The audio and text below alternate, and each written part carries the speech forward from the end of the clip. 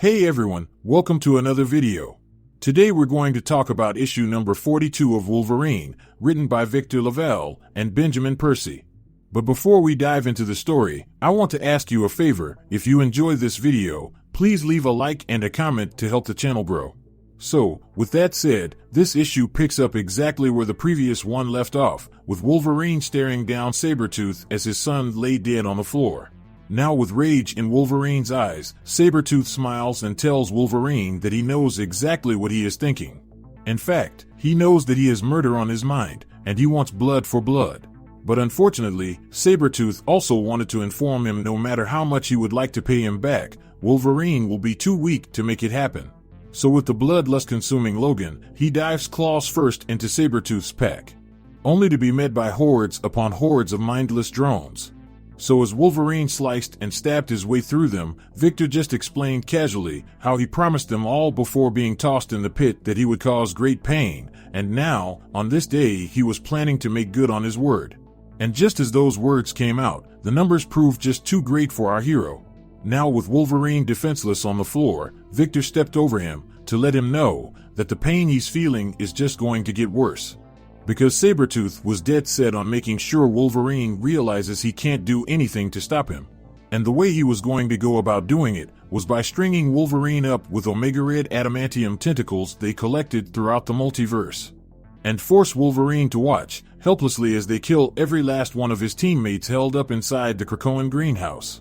So as they started to tie and string Logan up, Pretty Boy, one of the Sabretooths from an alternate universe, walks up to Victor to let him know that this is a terrible idea. He protested that they should kill Wolverine right now while they have the chance.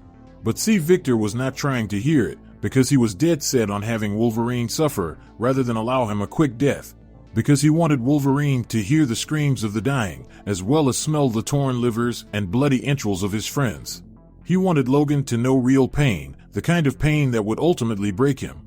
Now, following that, we transition inside with Domino talking to Laura about Sentinels and Sentinel designs when an imposter Logan steps into the room. Now in the beginning, Domino completely fell for it because she proceeded to walk straight up to the fake Wolverine, only to be met with a vicious backhand. So with an alert sounding in Laura's head, she jumped into an attack stance and proceeded to ask who the heck he was. And just like before, he shifted to his original form as he sized up his opponent. And just like that, the fight was on. Both Laura and Sabretooth traded blow for blow, only for Laura to get the upper hand. But before she could celebrate, reinforcements arrived on the scene. So as that fight began to escalate, we transitioned over to the command room with Sage and Cassidy still in the trance that was brought upon them in the previous issue by the Pink Lantern. So with their bodies and minds unresponsive, calls begin to come in from all over the base, only to be met by silences as well as the arrival of several additional Sabretooths. Now with that situation going from bad to worse, we jump over to Colossus's bedroom, where just in the nick of time, he wakes up and shifts into his metallic form. Now he does this right as two Sabretooths accompanied by Cap attack him in his sleep. So while everyone is being attacked simultaneously, we jump back over to the outside, with Wolverine strung up by Omega Red's tentacles thinking over how he failed everyone.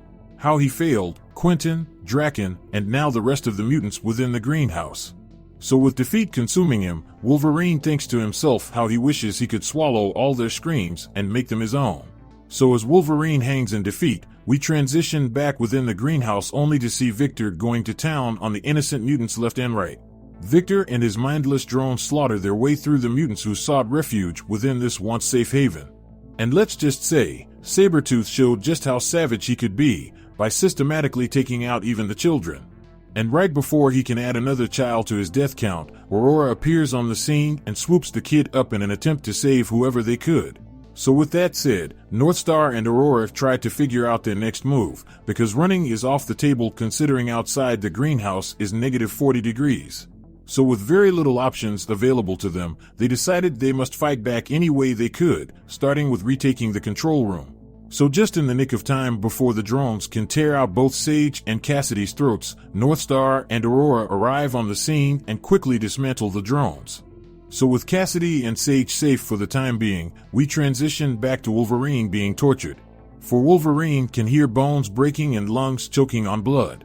He can also smell the coppery stink of the slaughter, But that is not it, for he also feels it too. He can feel it like a sickness deep down within himself, because resurrection is over. Which means from his standpoint, there is no coming back. So if Wolverine continues to do nothing, then Laura and everyone else would surely die too. So with fierce determination, Wolverine thought to himself that his bones might be coated in adamantium, but his joints are made of meat, and just like all meat, meat shreds.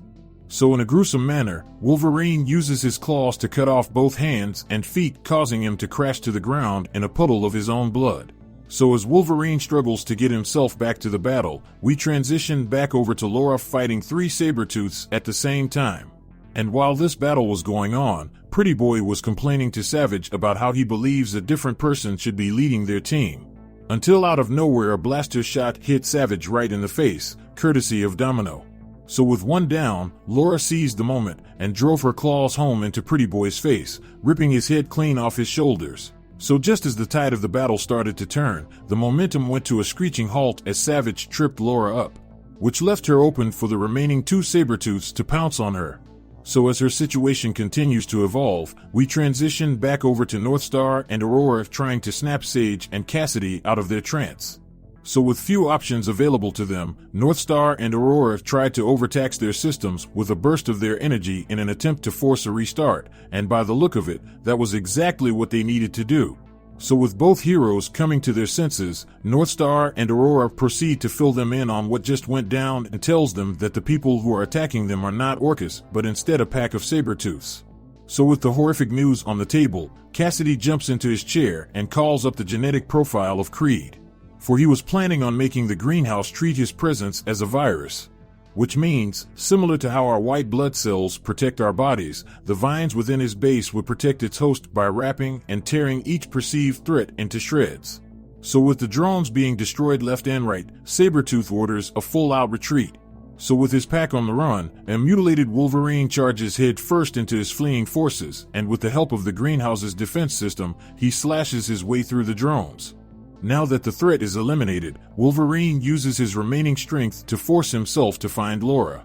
To find one of the remaining relatives he had left, for on this day a lot of family were butchered.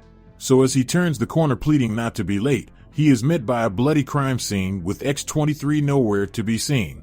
So with that said, issue number 42 of Wolverine comes to an end. But anyway, down in the comment section below, let me know your thoughts about this issue and what predictions you could have moving forward.